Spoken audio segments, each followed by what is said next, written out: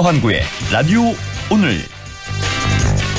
여러분 안녕하십니까, 허환구입니다. 오늘도 증시는 코로나19 탓에 출렁이었습니다. 시장이 열리자마자 코스피와 코스닥 지수가 6% 넘게 급락하면서 출발을 했는데요. 개장 직후 양대 시장의 프로그램 매매를 일시 정지하는 매도 사이드카가 또다시 발동되기도 했습니다. 오후 들면서 조금씩 회복되긴 했지만요, 불안함이 계속되고 있습니다. 그런가 하면 국제신용평가 회사인 스탠다드앤푸어스는 오늘 우리나라의 올해 GDP 성장률이 마이너스를 기록할 것이라고 전망했습니다. 이달 5일이었죠. 1.6%에서 1.1%로 하향 조정하더니 한 달도 채 되지 않아 다시 조정.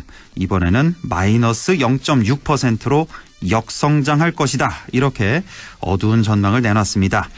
코로나19가 불러온 경제 위기, 걱정이 점점 커지는데요. 잠시 후 최백은의 이게 경제다에서 자세히 짚어보겠습니다. 3월 23일 월요일 라디오 오늘 광고 듣고 시작합니다. 알러지엔 지르텍. 훌쩍훌쩍 알러지엔 간질 알러지엔 애취 알러지엔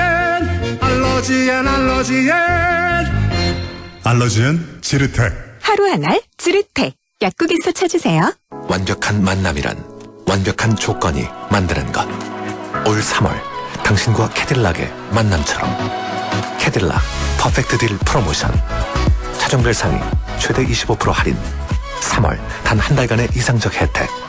지금 홈페이지 또는 가까운 전시장에 문의하세요. 캐딜락. 안녕하세요, 이서진입니다. 소파 고르기 힘드시죠? 모두의 라이프가 다르듯 원하는 소파는 다르기에 자코모의 300가지 소파를 만나보세요.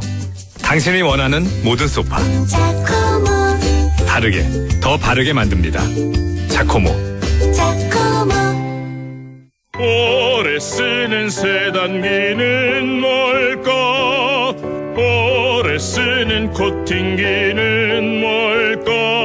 오래 쓰는 사무기기는 뭘까? 카피어랜드랍니다.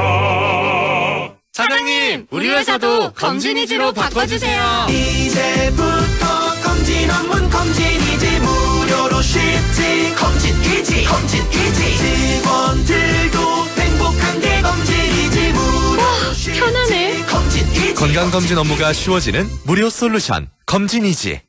맑은 공기가 집 안으로 들어오니까 청정, 나쁜 공기를 집 밖으로 내보내니까 환기. 공기청정과 환기를 동시에 하니까 청정환기. 이제 창문 닫고 환기하세요. 청정환기 시스템을 나비앤하우스에서 만나보세요.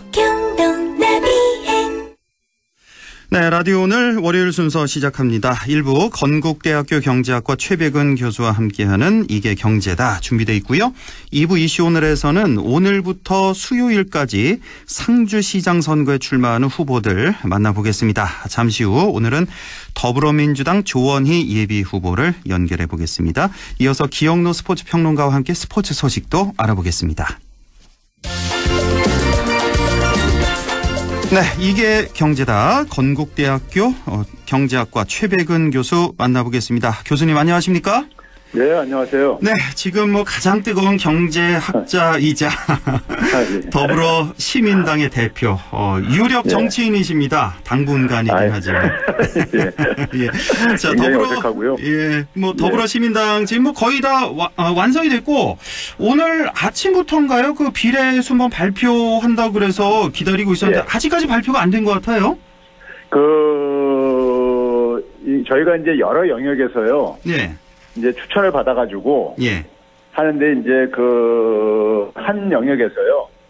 한 영역에서 이제 일단 좀 문제가 발견돼가지고 제 공모를 이제 그 영역만 다시 이제 그러니까 이제 추천을 좀 요구를 했고요. 한 영역이라면 시민단체 대표? 저희가 지금 이제 소수정당 부분은 이제 끝났어요. 소수정당이 4개 당이 있잖아요. 4개 당인데 2개 정당만 선정이 됐고요. 기본소득당, 시대전환만? 예, 한 명씩 된 거고요? 예, 한 명씩 됐고, 예. 나머지 정당은 거기서 추천하신 분들이 예. 다 사유가 발견돼가지고, 유감스럽게도 배정을 못했습니다. 이건 결정이 된 거고요. 예. 그렇게 되면, 가자평화신권당, 가자환경당에서 후보 안 내는 거고, 기본소득당, 시대전환에서 한 명씩 후보가 나오는 거고. 예. 그렇죠. 그렇게 되고 나서 이제 8개가 더 남거든요. 8개 남죠? 예. 예. 8개가 더 남는데, 그거는 이제 저희가, 이 시민사회단체들한테요. 예. 이제 추천을 의뢰했어요. 각 그쪽에 대표성과 어쨌든 전문성을 구비하고 있는 사람들을요. 예. 그러니까 저희가 선정하는 게 아니라, 그러니까 예를 들어서 이제 소수 정당들이 가능한 좀 많이 참여해 줬으면 했는데, 예. 그게 이제 안 되고 그러다 보니까 그 부분을 비례대표라는 것은 기본적으로 각 영역에 전문성 있는 부분들을 좀 모시는 이런 취지가 있잖아요. 예. 그래서 이제 실질적으로 그러니까는 그 각 시민사회 단체들이 시민사회 영역들이요. 예. 영역들이 그러니까 이제 중에 소수 정당 역할을 내용상으로 하고 있는 거죠. 네. 네, 그래서 뭐 이제 환경, 무슨 뭐 소상공인, 그리고 뭐 이제 여성 인권, 뭐 등등 여러 가지 재반 영역을 다 이제 이렇게 해서 추천을 받아가지고, 예. 그다음에 이게 심사를 한 다음에요. 예. 이제 심사를 한 다음에 이제 거기 이의 신청 기간도 좀 저희가 줘야 돼요. 그렇죠. 예. 예. 그래서 그걸 이제 그러니까 오늘 밤까지 저희가 이제 그 이의 신청을 받고 난 다음에, 예. 받아서 이제 마지막으로 이제 그러니까 그 공심위에서 이제 그 이의 신청에 대해서 처리를 하고 난 다음에요. 네. 그 다음에 이제 거기서 완성되고 나면은 이제 저희 당의 최고위원회에서 이제 그걸 이제 그 넘겨받은 걸 가지고 이제 순번을 매긴다든가 최종 선정 작업을 하게 될 겁니다. 그러면 뭐 빨라야 내일 돼야 되겠네요? 오늘은 안 될 것 같고? 그렇죠? 저희는 가능하면 하여간 좀 늦게라도 좀 어쨌든 빨리 발표를 하고 싶은데요. 예. 그렇죠. 정말 머리 아프고 피곤하시죠? 예. 빨리 4월 15일 지나갔으면 좋겠어요. 아니, 저 교수님, 이 방송 하시고, 경제 학생들 가르치시고 이렇게 하시지, 왜 이거 정치권에 뛰어드셔가지고, 후회는 안 되세요, 지금? 근데 이게 말이에요. 예. 이 소위 말해서 어쨌든 간에 미래통합당이 이 위성정당 안 만들었으면은, 이럴 일이 없었죠. 근데 그걸 이제 많은 사람들이 걱정을 하면서 제가 이쪽에 들어와 보니까요. 정치권은 완전히 욕망으로 가득한 사람들이었던 이 집합체더라고요. 그렇겠죠. 예. 그러다 보니까는 이분들이 어떤 이해관계를 조정하는 게 쉬운 일이 아니에요. 그렇죠. 예. 그래서 이 일을 하려면은 어쨌든 간에 제가 이거 나오니까 국회의원 하려고 하는 거 아니냐, 뭐 이런 이제 시선도 있고 그렇게 아니겠습니까? 저도 물어봤잖아요. 예. 그러니까 이제 그런 부분들을 다 이제 고려하면서 이제 할 사람은 교수님뿐이 없다고 해가지고 등 떠밀려가지고 할 수 없이 이게 하게 된 거지. 저한테는 돌아오는 건 아무것도 없습니다. 오히려 제 돈까지 투입해가지고 초기 사무실 업하는데.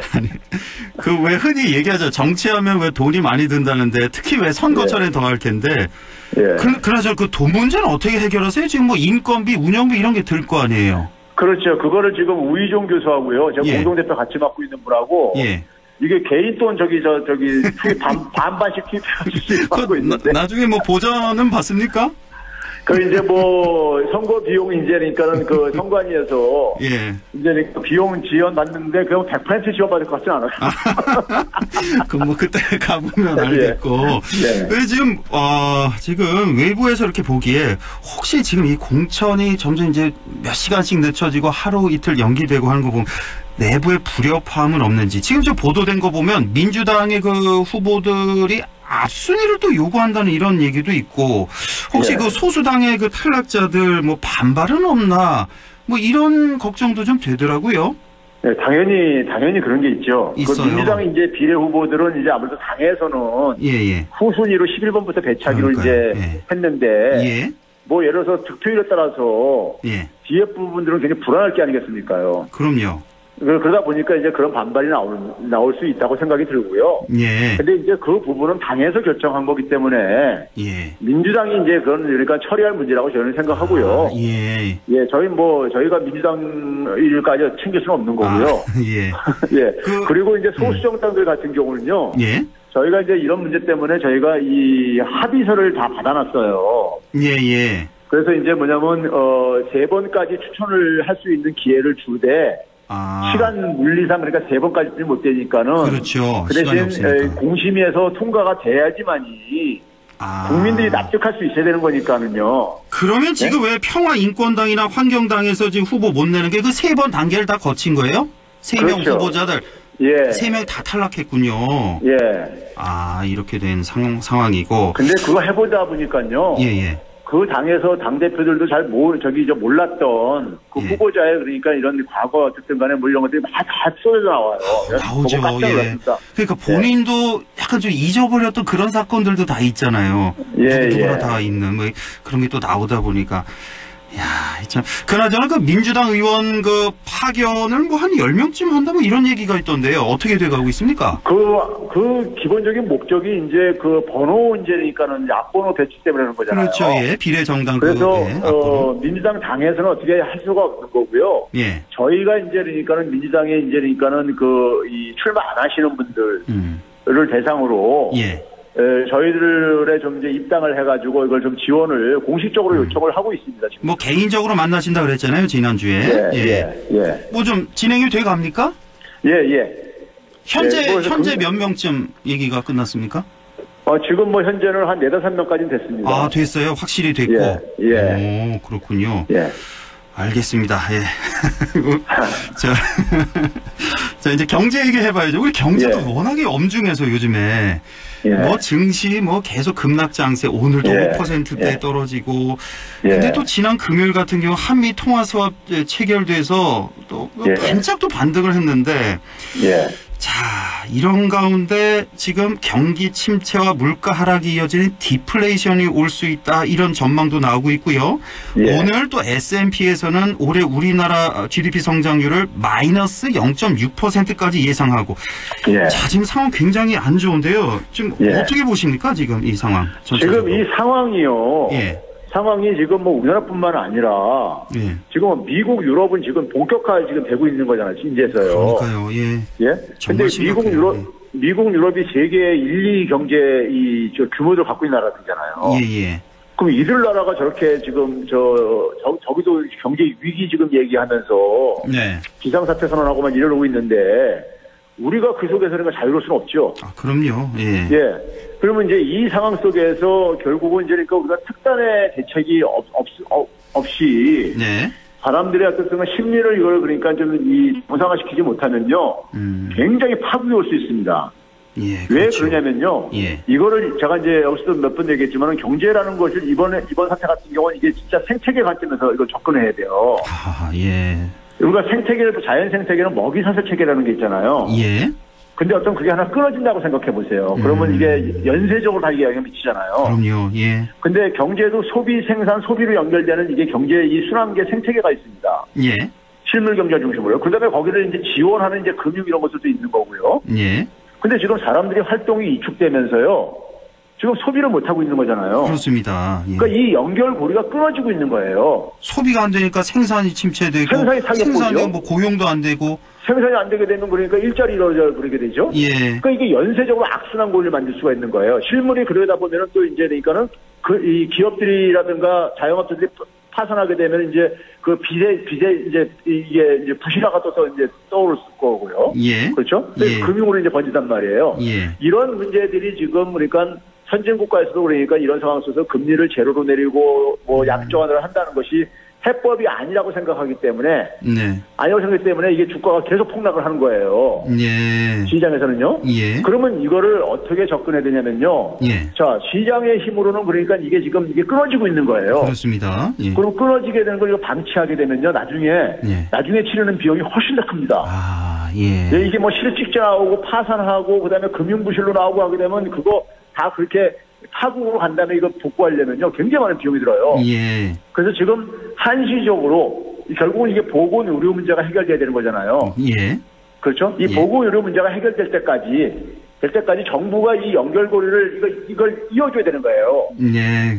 그래서 이제 뭐냐면은 경제활동 못하는 사람한테는 소득 지원을 해줘야 되는 것이고, 그다음에 이제 그걸 소비로 유도시키고, 이런 것들을 정부가 이제 해야 되는 것이고요. 예. 이게 그러니까 지금 선진국가들이 지금 돈 풀어가지고 돈 나눠주는 이유가 바로 거기에 있는 거예요. 그렇습니다. 예. 그거 안 하게 되면 다 붕괴돼 버린단 말이에요, 이게요. 예. 그리고 파국으로 치닫게 되고, 지금 그래서 앞서서 이제 디플레이션으로 했는데요. 이게 지금, 금 가격에서 이미 반영되고 있는 거고요. 예. 디플레이션이 한번 벌어지게 되면 경제에 거기서 빠져나오기 쉽지 않습니다. 그렇죠. 한번 빠져 들어가면요. 예. 그거 엄청나게 무서운 겁니다. 디플레이션이라는 것이요. 아하. 일본의 장기 불황이 이게 된 것도 이거 디플레이션 때문에 그렇게 된 거거든요. 예. 그러면 이제 그런 점에서 그러니까 이거는 특단의 대책으로 접근을 해야 되는 것이고, 제가 그래가지고 미래통합당에서 예. 돈 지원하는 거 반대하고 예. 뭐 감세라든가 뭐 이런 걸 가지고 얘기했는데 네. 감세를 하게 되면 주로 혜택 보는 게 고소득자나 대기업들이에요. 예. 근데 고소득자들이 감세해줘가지고 주머니에 돈이 더 생긴다고 해서 소비를 할 거냐고요. 안 할 게 아니겠습니까? 그게 저치나 해요, 그거 가지고요. 예. 더 여윳 생기면요. 예. 그러면, 근데 이제 이번에 이제 신세동 교수가 거기 합류하면서 자영업자들 이제 돈 지원하는 거 이렇게 내놨잖아요. 예. 그래서 저는 그거 찬성한다. 환영한다. 그러면서 뭐냐면 거기서 그치지 말고. 네. 자영업자들만 피해보는 게 아니라 이 독립적으로 경제활동하는 많은 분들이 프리랜서를 포함해서 이런 사람들 사격 보고 있으니까. 네. 이분들한테까지 지원을 확대를 해야 되는 거고. 예. 지원을 가능한 한 조속히 해야 된다 이거예요. 그렇죠. 그게 가장 하고, 중요한 것 같아요. 예. 그 다음에 뭐냐면 전 국민들한테 일단 지원하자 이거예요. 왜 그러냐면 지금 이거 선별하기가 쉽지가 않아요. 지금 재난 기본소득 말씀하시는 건데 예. 지금 쟁점이 되고 있는 게 말씀하신 대로 선별 지원이냐 보편적인 지원이냐 이거잖아요. 근데 다 일리가 있어요, 양쪽이. 아니 근데 예. 제가 얘기하는 게 저는 뭐냐면 이게 선별을 하기가 물리적으로 힘들다 보니까는 예. 거기서 배제된 사람들 같은 경우 불평불만도 나올 수 있단 말이에요. 그렇습니다. 예. 그러면 일단은 다 하고 그다음에 고소득자한테는 환수하는 방법이 있다 이거예요. 세금으로 나중에. 예. 그러니까 예를 들어서 그러니까 우리가 1년에 한 번씩 그러니까 세금 신고하잖아요. 예. 소득 있는 사람들은요. 그렇죠? 예. 예. 그러면 그 당시에 이제 많은 우리가 공제를 받잖아요. 예. 대표적인 게 이제 월급쟁이들 같은 경우 보면 인적공제라는 게 있잖아요. 그렇습니다. 1인당 뭐 150만 원씩 이렇게 해주는 거예요. 예. 그걸 한시적으로 중단을 하는 거예요. 아하. 예. 그러면은 저소득자 같은 경우는 인적공제 혜택을 거의 못 받아요. 평상시에도요. 그렇죠. 평상시에. 때문에. 예. 근데 이제 고소득자는 그걸 굉장히 혜택을 많이 받아요. 그렇게 인적공제 하나만 건드려도 어느 정도 그 누진율을 적용을 그렇죠. 할 수가 있겠군요. 그걸 회수할 수 있잖아요. 예. 세금으로요. 그러니까 지금 보면은 그러니까 부자에게는 안 된다. 이 부자에게 지금 돈도 재정도 여건도 좋지 않은데 이거 어떻게 다 지급을 하냐. 선별적으로 해야 되는데 이런 주장이 있는데 이걸 또 선별하는 데 시간이 걸리고 그 행정 비용이 더 많이 들고 그러니까 일단은 다 주자 이거죠. 일단 그렇죠. 모든 국민 다 주고 나중에 그 소득공제 하나, 인적공제 하나만 건드려도 부자에게서는 많은 세금을 더 많이 거둘 수가 있는 거니까. 그렇죠. 그런 식으로 해결하자. 그게 훨씬 더 나중에 그러니까 각 개인들이 확보한 소득을 기준으로 해가지고 그 세금이 이제 그러니까 환류가 되는 거니까요. 그렇죠. 그것만큼 정확한 게 어디 있어요? 선별하느라고 또 한두 달 가는 거 아닙니까? 그렇죠. 사실. 지금 공무원들 거기다 투입할 인력도 없어요. 그렇죠. 그리고 또 하나 좀 여쭤보고 싶은 게 지금 정부에서 뭐 비상경제회의도 하고 또 뭐 추경 논의도 하고 등등 뭐 2차 추경 얘기도 나오고 비상경제회의 또 한다는 얘기도 있는데 지금 문제가 뭐냐면 이런저런 지원이 참 많습니다. 보면은 뭐 어디에 몇십조 쓰고 어디에 몇 조 쓰고 말이 많은데 근데 이게 실제적으로 이거 국민들 손으로 들어와야 되는 거예요. 이런 지원들이. 그렇죠. 그러니까 맞습니다. 보면은 뭐 자영업자 소상공인들 뭐 나이도 많고 뭐 은행 한번 안 가본 분들도 많고 온라인 뭐 어떻게 할 줄도 모르고 이런 분들 많은데 이런 분들 소외된단 말이에요. 보면 지난주에 우리가 소상공인 시장진흥공단 연결했었는데 여기 먼저 갔다가 뭐 신청하고 뭐 보증재단 가서 뭐 보증서 받고 그다음에 또 은행 가고 이거 언제 하냐고요. 그러니까요. 지금 관료들이요. 굉장히 지금 이거 겪는 건 지금 우리가 새로운 현상을 지금 우리가 겪는 건데. 과거에 그러니까 관성적으로 해왔던 걸 그대로 그냥 갖다 써먹고 있는 거예요. 그렇죠. 비상 대책을 써야죠. 선진국 주요 국가들이 왜 현금을 축적기겠냐고요. 그러니까 이 사람들 그러니까 지금 소득이 끊기고 있으니까는 소득이 끊기는데 이게 몇 달 못 버텨요. 버티고 이게 주저앉게 돼버리면은 그 시간이 없다 이거예요. 근데 맞습니다. 관료들이 너무 그러니까 지금 그 사고가 새로운 현상인데 낡은 방식을 가지고 자꾸만 이걸 고집을 피우고 앉아 있는 거예요. 알겠습니다. 그러니까 일단 시간이 중요한 거니까 일단 지급하고 그러니까 뭘 신청을 해야 지원받고 이런 까다로운 절차 이런 거 필요 없이 일단 지원을 하고 나중에 고소득자 순으로 이렇게 걷는 이게 이제 그러니까는 이게 파괴돼 버리고 난다면은 복구 비용이 그게 몇 배 몇십 배 더 들어요. 그러니까요. 예. 알겠습니다. 그렇게 좀 우리 정책이 좀 그런 식으로 좀 빨리 하루빨리 좀 전환이 됐으면 좋겠네요. 예. 아유 말씀 좀 더 나누고 싶은데 시간이 다 돼서 또 회의하셔야죠. 대표님. 요새 집에도 잘 못 들어갑니다. 요즘 화면에 너무 헬스케지셔가지고 그러게 좀 잘 드시고요. 건강 조심하십시오. 고맙습니다. 감사합니다. 네, 지금까지 건국대학교 경제학과 최백은 교수와 함께했습니다. 라디오 오늘 잠시 후 2부에서 뵙겠습니다.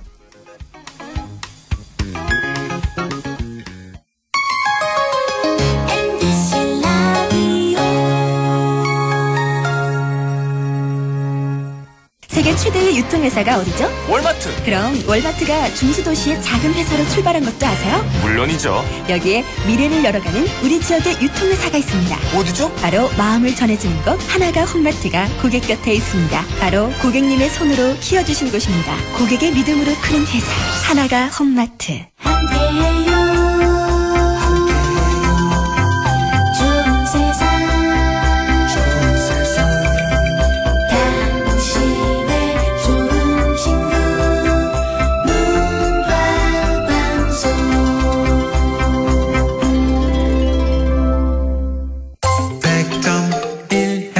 라디오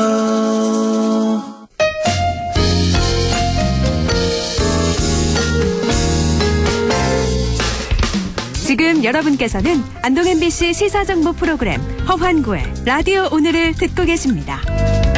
저는 사생결담 강재입니다.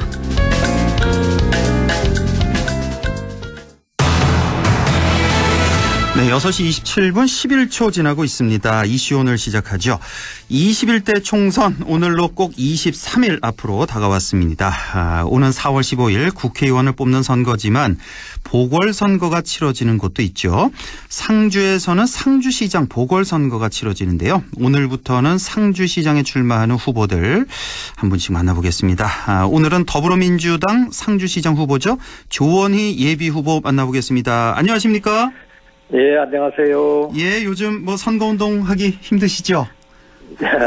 조금 코로나 때문에 대면 접촉을 좀 못하는 상황이라서 좀 어려움이 있습니다. 민주당 조원희 예비후보 본인 소개를 좀 먼저 해주시죠. 네, 안녕하세요. 저는 상주시장 재선거의 기호 1번 더불어민주당 후보 조원희입니다. 저는 평범한 상주 시민이자 농민입니다. 저는 상주에서 27년째 농사를 짓고 있습니다. 농사를 지으면서 상주시 농민회 상주 로컬푸드 협동조합의 이사장, 상주 귀농귀촌정보센터의 센터장, 승곡체험마을 대표들 맡아서 농민 권익 향상과 농업농체 발전을 위한 활동을 꾸준히 해왔습니다. 그러던 차에 이번 더불어민주당 경북도당에서 인재영입 1호로 해서 입당을 하고 이번 재선거에 출마를 하게 되었습니다. 고향 상주에서 27년째 농사를 짓고 농사도 지으면서 활동도 많이 하셨네요. 네네. 이제 농민 권익과 관련된 활동을 주로 했습니다. 자, 지금 뭐 코로나19 사태가 매우 심각한데 소상공인뿐만 아니라 뭐 농민들도 많이 힘들다는 그런 소식을 접했어요. 네네, 우리 그렇죠. 지역민들에게 전하고 싶은 말씀 있으시다면요? 네, 먼저 좀 힘내시라고 말씀을 드리고 싶습니다. 네, 이번 코로나 사태가 이제 한 번도 겪어보지 못한 일이잖아요. 그래서 이제 주민들의 일상이 무너지고 또 여러 가지 어려움들이 있지 않습니까? 특히 이제 소상공인들이나 일용직, 비정규직 이런 사회적 약자들한테 이제 더 큰 어려움이 있거든요. 그래서 굉장히 안타까운데요. 그래도 이제 우리나라가 이제 유일하게 코로나 사태를 통제하고 있는 나라지 않습니까? 그렇습니다. 그리고 이제 상주시에서도 이제 정부에서도 이렇게 혼신의 노력을 다하고 있으니까 시민 여러분들께서도 좀 정부와 상주시를 믿고 코로나19 퇴치와 이제 위기 극복을 하는데 이제 한 마음으로 동참해 주십사 이렇게 부탁드리고 싶습니다. 네, 상주시장 보궐선거에 출마하시게 된 배경, 왜 선거 전에 뛰어드셨는지요? 예. 이번 그 상주시장 재선거가 그 전에 이제 황천모 전 시장이 이제 선거법 위반으로 이제 시장제가 박탈당하면서 이렇게 다시 치러지게 되거든요. 근데 이제 황천모 시장은 자유한국당 소속이셨어요. 지금 이름을 바꿔서 이제 미래통합당인데. 예. 이게 이제 재선거가 치러지면은 미래통합당에서는 상주 시민들에게 좀 사과해야 되잖아요. 네. 그런데도 불구하고 이제 10명 후보 난립해가지고 시민들 굉장히 혼란스럽게 하고 이런 모습 보면서 이건 아니다 싶었어요. 네. 그래서 이제 이게 잘 아시다시피 이 경상도가 미래통합당의 깃발만 꽂으면은 당선이다 이런 그릇된 인식들을 가지고 있잖아요. 예. 그래서 이제 상주가 이제 변화가 좀 필요하겠다 싶어서 또 시민들의 목소리를 좀 제대로 담아내는 그런 정치, 행정 이런 것들이 이제 필요하다 싶어서 어렵게 용기를 내고 출마하게 되었습니다. 예. 자, 조원희 후보님만의 장점을 꼽으라고 한다면요? 예. 제가 이제 한 2달 정도 이렇게 선거운동을 하고 다녔는데요. 네. 그래도 시민들께서 참신한 후보가 나왔구나. 그리고 때가 묻지 않았다. 나름 굉장히 똑똑하다. 이런 긍정적인 평가를 해주시니까 큰 힘이 됩니다. 예. 그래서 저는 여기 이제 지역에서 나고 자라서 또 여기서 결혼하고 아이 키우고 뭐 이러면서 시민들께서 뭐가 불편한지를 제가 늘 체험을 했기 때문에 잘 알고 있습니다. 그래서 이제 시민들께서 가려운 구석이 어딘지 이런 걸 시원하게 긁어드릴 수 있습니다. 예. 거기다가 이제 저는 이제 항상 현재를 보는 게 아니고 미래를 준비하고 이렇게 활동을 해왔거든요. 네. 그래서 그렇게 이제 활동을 시작하고 그다음에 성과를 내고 하는 이런 경험들을 갖다가 많이 해봤기 때문에 이제 큰 조직을 이끄는데도 이제 아주 또 상주의 미래를 여는데도 큰 이렇게 보탬이 될 거라고 생각을 합니다. 예. 이 정도까지요. 예, 상주를 네. 누구보다 잘 알고 또 현재보다는 또 미래를 설계하는 그런 후보. 나이도 꽤 젊은 편에 속하시죠? 네네. 지금 후보들 중에서 이제 제가 가장 젊습니다. 아, 그러세요. 예. 가장 젊으시고. 게다가 이제 나이만 젊은 게 아니고. 예.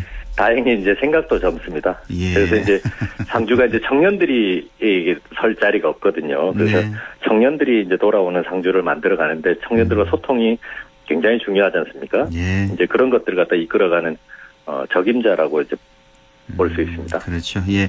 자, 무엇보다 우리 지역이 또 보수 성향이 강한 지역이라서 그것도 그렇죠. 그 점을 또 걱정하는 분들도 많이 계실 것 같은데 이 지역적인 한계 어떻게 극복하실 거며 또 당선될 자신은 있으신지요? 네네, 그렇습니다. 저는 뭐 당선되기 위해서 나왔습니다. 객관적으로 뭐 상황이 쉽진 않지만은 제가 이제 선거운동을 하면서 시민들을 이렇게 많이 만나봤는데요. 예. 시민들께서 지금 미래통합당에 화가 많이 나 계십니다. 아, 예. 민선 1기가 이제 시작했던 1995년부터 지금까지 25년간 이렇게 지역을 쭉 독점해 왔지 않습니까? 계속 예, 한국당 계열에서 쭉 집권을 했죠. 예, 그렇죠. 예. 그 과정에서 이렇게 잘 했으면은 별 문제가 없겠지만은 지금 결과가 상주가 이제 다른 지역에 비해서 경제적으로나 사회적으로나 이렇게 굉장히 낙후됐다고 생각을 하고 계신 거죠. 예. 제 생각도 이제 뭐 별반 다르지 않고요. 그래서 저는 이제 이런 지역사회를 바꾸기 위해서 이제 진정성을 가지고 이제 상주 발전을 얘기하고 있거든요. 네. 이제 그렇게 하니까 이제 진정성은 이제 늘 이렇게 통하더라고요. 그리고 이제는 바꿔야 한다는 생각을 가지고 계신 이렇게 유권자들이 예. 지금 생각보다 굉장히 많습니다. 예. 그래서 저는 이제 그런 마음들이 모아지면은 반드시 이제 승리할 수 있을 거라고 확신합니다. 상주 시민들이 미래통합당에 많이 화가 나 있다. 진정성을 갖고 시민들을 대하겠다. 네, 말씀이시고 지금 네네. 미래통합당 예비 후보들이 그 경선 과정에 문제가 있다면서 뭐 이의 신청하고 고발하기도 하고 지금 경찰 수사 중인 걸로 알고 있는데요. 네네네. 이 경쟁 후보로서 이 일련의 일들을 어떻게 바라보고 계신지요? 저는 이제 경쟁 후보로서의 관점보다 그냥 시민의 한 사람을 봤을 때 진짜 참으로 안타깝습니다, 이게. 네. 지금 재선거가 이제 미래통합당 후보가 이제 저지른 일 때문에 이제 재선거가 치러지는데도 이제 또다시 이제 똑같은 혼란이 계속되고 있거든요. 예. 그 지금 경선 과정에서도 이제 불법 의혹, 그 다음에 이의 신청, 뭐 선관위 고발, 경찰 수사, 뭐 이런 것들이 막 진행되는 모습 속에서 이제 시민들이 이런 걸 어떻게 보겠냐 이거죠. 네. 그 미래통합당의 이제 지도부가 시민들에 대한 상주 시민들에 대한 일말의 그 미안함, 뭐 죄책감 이런 마음이라도 있다 그러면은 그러니까 이제 지금까지 진행됐던 공천을 전면 무효화하고 지금이라도 무공천으로 후보를 내지 않는 것이 저는 최소한의 도리라고 생각합니다. 네, 무공천하는 게 최소한의 시민들에 대한 도리다는 주장이시고 지금 미래통합당에서 일단은 강영석 후보를 공천을 했는데 이게 최종 확정은 아닌 걸로 알고 있는데 네네, 제가 알기로도 최종 확정은 아니고 그렇죠. 뭐 중앙당에서 다시 이제 재심을 하는 걸로 알고 있습니다. 예, 이 강영석 후보는 내일 또 만나서 또 자세히 또 물어보도록 하고, 자, 우리 민주당의 조원희 후보님 만약에 당선이 되신다면 이 일은 꼭 하고 싶다 하는 거, 뭐 몇 가지만 좀 말씀해 주시죠. 뭐 여러 가지가 있겠습니다만은 이제 저는 이 자리에서는 두 가지만 좀 말씀드리고 싶은데요. 예, 지역에 이제 청년들이 떠나지 않고 이제 살 수 있는 도시를 만들고 싶어요. 그래서 여기서 나고 자란 청년들이 지역에 정착하고 또 나가 있는 청년들이 고향으로 또는 이제 다른 귀농귀촌의 방식이나 이런 다른 방식으로 해서 이제 청년들이 돌아올 수 있는 도시. 그래서 이제 미래가 좀 있는 도시를 좀 만들어 보고 싶은 게 이제 첫 번째 꿈이고요.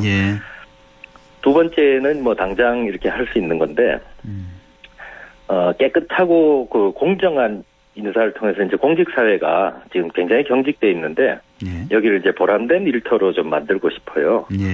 그래서 지금까지 뭐 상주는 이렇게 보면 인사에 대한 잡음이 끊이지 않았었거든요. 예. 그 이제 이제는 그 이런 악순환 고리를 좀 끊고 누구나 이제 수긍할 수 있는 그래서 능력대로 진급하고 능력대로 평가받는 그런 인사 시스템을 이제 구축하고 싶어요. 그래서 이제 구성원들이 신나게 시민들 위해서 봉사하고 또 보람있게 일할 수 있는 그런 그 일터를 만들고 싶은 생각이 있습니다. 청년들이 돌아오는 도시, 미래가 있는 상주를 만들겠다. 또 공직사회를 보람된 일터로 만들겠다는 말씀이시고 지금 상주 지역의 가장 시급한 현안은 뭐라고 보십니까? 아무래도 이제 지금 코로나 사태가 이제 벌어져 있으니까 이게 코로나19를 빨리 이제 종식시키고 무너진 이제 서민 경제를 복구하는 게 이제 첫 번째 과제라고 봅니다. 그래서 저는 이제 이걸 하기 위해서 시장에 이제 취임하는 즉시 이제 시민 1인당 100만 원의 이제 재난 기본소득이라는 이름으로 이제 지급하겠다고 약속을 했거든요. 아, 그래요? 네네. 이것이 이제 다른 여러 가지 이제 정책들도 정부에서나 이제 상주시에서 이제 준비하겠지만은 이 재난 기본소득 지급을 하는 것이 이게 지역 경제의 숨통을 틔우는데 가장 이제 확실하고 빠른 방법이거든요. 이게 지금 공약이신 거죠? 네네. 그러니까 시민 1인당 100만 원의 재난 기본소득 지급하겠다. 모든 사람 다 뭐 보편적으로 지급하겠다?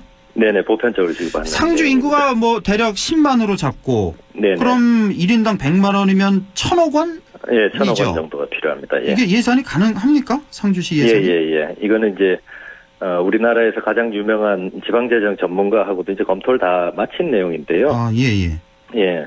상주시 1년 예산이 이제 1조 364억 원이거든요. 거기다가 이제 결산을 할 때는 뭐 1조 2천 몇백억 원 이렇게 됩니다. 아, 예. 그 중에서 이제 불급한 이렇게 예산을 제외하고 사업성 예산이 이제 10%만 절감하면 한 700억 정도 이렇게 만들 수 있습니다. 예, 거기에서 이제 좀 부족한 재원은 이제 지금 상주시가 나름대로 재정이 건전해요. 그래서 이제 적립금들이 좀 있습니다. 그래서 이제 적립된 기금에서 한 300억 정도를 충당해서 바로 이제 시행을 하려고 이제 준비 중에 있습니다. 바로 만약에 시장 취임하시면 바로 네, 뭐 취임식도 안 하고 할 시간도 없이 이제 이거부터 가장 첫 번째로 챙겨서 시민들에게 일단 이건 재난 상황이잖아요. 그래서 이제 좀 빠르게 대응하는 것이 중요하다고 봅니다. 상주시 예산을 절감해서 한 700억. 그다음에 이제 상주시에 그 적립된 기금이 있으니까 여기서 한 300억 출연해서 1,000억 원을 조성해서 상주 시민 1인당 모두에게 100만 원씩 지급하겠다는 이런 약속이시고. 자, 시간이 다 돼서요. 그 끝으로 덧붙이고 싶은 말씀 있으면 좀 전해주시죠. 이제 시민 여러분들께 좀 드리고 싶은 말씀은 지금 상주가 이제 인구 감소 그리고 청년들이 또 지역을 떠나고 있지 않습니까? 그래서 이제 지역 경기가 이제 굉장히 침체되어 가지고 시민들이 걱정들을 많이 하셔요. 그래서 이제 지금은 낙담하고 이제 절망하기보다는 이번 상주시장 재선거를 통해서 이제 상주가 재도약할 수 있는 계기를 만들어가면 좋겠다.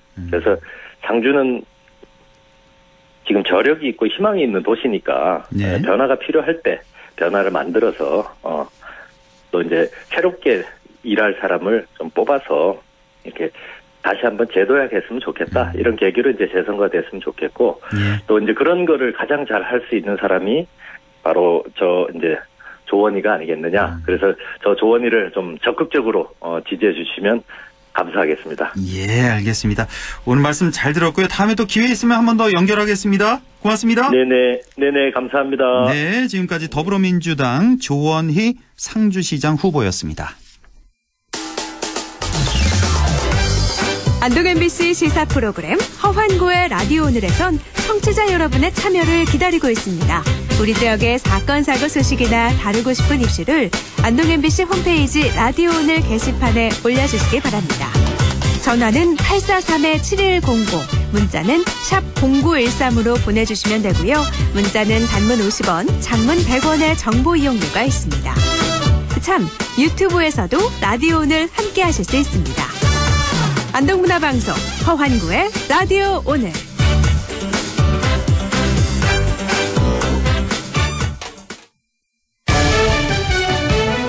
네, 스포츠 리뷰 기영로 스포츠 평론가 만나보겠습니다. 안녕하십니까? 네, 안녕하세요. 네, 지금 코로나19 때문에 거의 모든 스포츠가 중단된 상태여서요.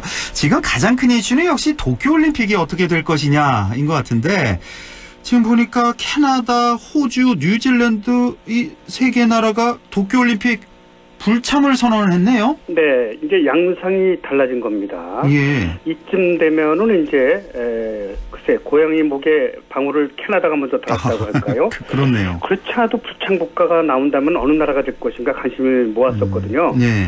근데 역시 캐나다가 가장 먼저 207개 NOC 국가 가운데 2020 도쿄올림픽, 패럴림픽 불참을 선언했고 네. 만약에 1년 연기가 된다면은 적극적으로 참가를 하겠다 이렇게 얘기를 했습니다. 예. 선수들의 건강과 안전이 최우선이라는 얘기죠. 그렇죠. 예. 캐나다는 2010 밴쿠버 동계올림픽 종합 1위 국가고요. 하계올림픽은 조금 약하죠. 지난번 리우데자네이루 올림픽 때는 금넷, 은셋, 동 15개로 20위를 한 바 있습니다. 예. 근데 메달이 22개예요. 동메달이 많아서. 그래서 예, 메달 순위는 10위입니다. 동메달이 15개나 되고 많기 때문에 도쿄올림픽 때는 순위를 끌어올릴 거라 이런 예상을 또 받기도 했었어요. 예. 이 캐나다에 이어서 호주도 이제 불참을 선언했습니다. 예. 호주는 뭐 하계 종목 강국이고 수영은 미국과 그 쌍벽을 이루죠. 예. 호주도 리우 올림픽 때 한국에 이어서 9위를 차지한 바 있고 뉴질랜드는 이제 호주와 함께 항상 가죠.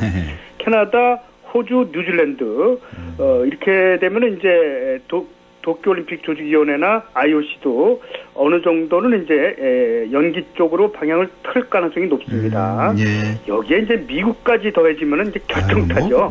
뭐 더 이상 말할 것도 없는데 예. 미국도 지금 육상 수영 연맹이 1년 연기를 요청했잖아요. 육상 수영은 사실 모든 스포츠에 두루 합하면 8하는 데입니다, 사실은. 미국으로 볼 때. 예. 메달을 다 거기서 따고 있거든요. 그러니까요. 두 종목이 1년 연기를 요청했다는 것은 미국 스포츠가 했다고 봐도 과언이 아니거든요. 예. 그래서 미국도 곧 합류할 가능성이 있는데 미국이 만약에 여기 합류하게 되면은 미국이 없는 올림픽은 상상도 할 수 없는 거거든요. 예, 안 되죠. 이래 아테네 올림픽부터 80년 모스크바 대회 한 번만 보이콧으로 빠졌고 한 번도 빠지지 않고 거의 모두 종합 1위를 해오고 있지 않습니까? 예. 아무튼 국가들이 이렇게 불참을 선언하고 있는 가운데 독일의 국가대표 펜싱 선수 맥스 하루통 선수도 역시 2020 도쿄올림픽 보이콧했어요. 이 선수는 이제 개인적으로? 사브로 세계 2위예요. 펜싱 사브로. 예. 현재 1위가 우리나라 오상욱 선수입니다. 190이 넘는 아주 미남 선수인데 예. 우리나라 오상욱 선수와 남자 사브로 개인전에서 강력하게 금메달 다툴 것으로 보여줬던 이 하루통 선수도 또 역시 보이콧을 선언했어요. 그러니까 나라로는 캐나다, 선수로는 독일의 펜싱 사브로 선수 하루통 이 선수가 가장 먼저 보이콧을 선언했습니다. 그렇군요. 지금 뭐 분위기가 이제 그쪽으로 가는 것 같습니다. 그러니까 보면은 전 세계인들이 이제 대부분 올림픽 좀 연기를 해야 된다 이렇게 생각하는 것 같아요. 근데 지금 보면 아베 정권만 강행하려고 하는데 정말 이러다 큰일 납니다. 지금 정말 이 올림픽 때문에 일본에서는 뭐 코로나 진단도 아주 지금 소극적으로 하고 있고요. 네, 맞습니다. 예. 폐렴으로 사망한 사람 있잖아요. 네, 이런 맞아요. 사람들을 그냥 뭐 검사 이런 거 안 하고 바로 화장시킨대요. 일본에서는. 네, 코로나19로 사망했다는 것을 숨기기 위해서죠. 그러니까 이게 무슨 짓인지 모르겠어요. 일본에서는. 일본은 잘 아시다시피 가장 그 중요한 속담이 냄새나는 것은 덮는다. 이게 이제 일본의 속담이거든요. 그런 게 있어요. 이게 아주 유명한 속담인데 아마 도쿄올림픽을 위해서 코로나를 덮는다로 저는 보면 될 것 같습니다. 뭐 예를 들어서 3월 초에 우리나라가 20만 명 검진을 할 때 일본은 8,800명밖에 안 했어요. 그러니까 이 말이 검진 자체를 안 하니까 확진자가 많이 나오지 않는 거죠. 지금 중국과 이탈리아에 이어서 일본이 대거 확진자가 나올 가능성이 높다고 지금 보고 있거든요. 그러니까 다들 그렇게 보는 것 같아요. 지금 전 세계에서. 그렇게 되면 이제 더 이상 걷잡아질 수 없는 거죠. 아무튼 올림픽 연기설이 나오고 있는 가운데 저는 결정적인 거는 노르웨이 쪽에서 나온 거라고 봐요. 노르웨이가 뭐라 그랬냐면 그때 노르웨이 올림픽위원회에서 이제는 공정한 올림픽이 아니다. 이제는 이거는 도쿄올림픽 때 그 전에 이게 코로나19가 잡힌다고 하더라도 지금 선수를 훈련할 수 없는 선수가 한 30-40% 되잖아요. 그럼요. 미국 수영 육상 선수, 우리나라 선수들도 대부분 훈련 못하는 선수도 많고요. 전 세계에서 훈련하지 못하는 선수가 많은데 이렇게 되면 공정올림픽이 아니라는 얘기죠. 그럼요. 코로나19가 잠잠해지더라도 이제는 벌써 공정올림픽은 물 건너갔다는 겁니다.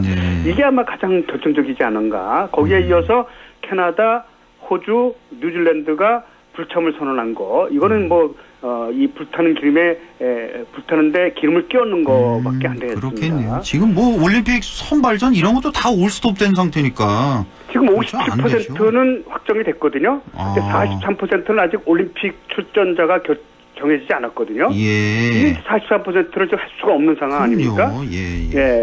아무튼 아베와 바흐의 연임이 또 걸려 있고 또 일본이 연기만 하더라도 10조 이상 손해 본다고 하고 취소가 되면 80조가 손해 본다고 하는데 어쨌든 제가 볼 때는 객관적으로 볼 때 1년 후 연기하는 게 가장 좋은데 그때 세계 육상 선수권대회와 세계 수영 선수권대회가 올림픽 전으로 있거든요. 6월달, 8월달에 이거는 올림픽으로 가능하면 되거든요. 한번 건너뛰어도 되는 거거든요. 세계 선수권대회는 막 그렇게 하면 될 것 같아요. 내년 1년으로.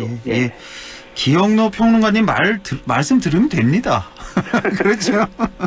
자, 만약에 이제 도쿄올림픽이 1년 연기되면 유명 또 선수들 희비가 또 엇갈릴 것 같은데 대표적으로 박인비 선수는 좀 유리해지고 반대로 배구 여제 김연경 선수는 좀 반기지 않고 있다 이런 얘기가 있네요. 네, 맞습니다.